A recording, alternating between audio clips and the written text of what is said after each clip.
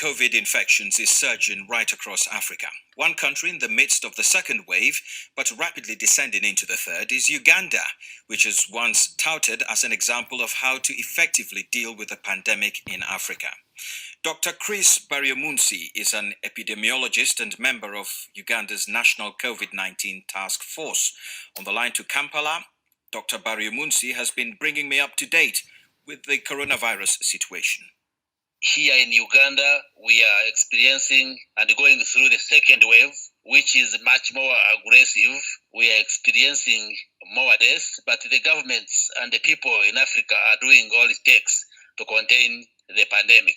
At the beginning of the COVID crisis, Uganda was fantastically successful in dealing with the pandemic and was actually held up as an example for many countries in Africa. What has gone wrong? Is the emergence of new variants. In the first wave, we're dealing with the original variants from China, but now there are new variants which have come in, particularly the Delta variant and the other variants, which are much more aggressive. So I think the emergence of the variant is the biggest challenge. But to what extent also is vaccination to do with the growth of these new cases? Because, take a country like the United Kingdom, which is also very exposed to the Delta variant that you were just describing.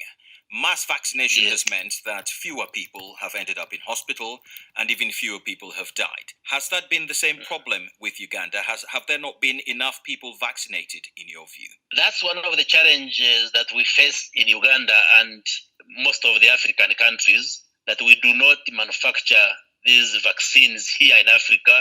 We are depending on vaccines which are manufactured from our external partners and friends, and there has been a problem of supply. We had, for instance, entered into a memorandum of understanding with the government of India to get vaccines from the Serum Institute of India. But when India got a crisis, they stopped exporting vaccines. And because of that, the population of over 40 million, we have just vaccinated about 1 million people.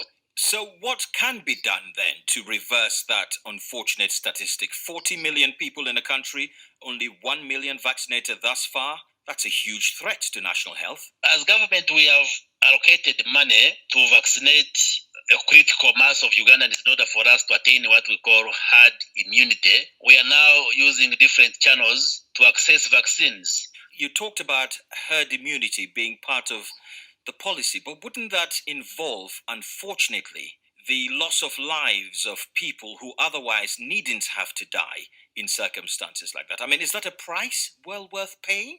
No, herd immunity means you have a critical number or proportion of the community which has developed immunity. Immunity can be developed through getting an infection or being vaccinated.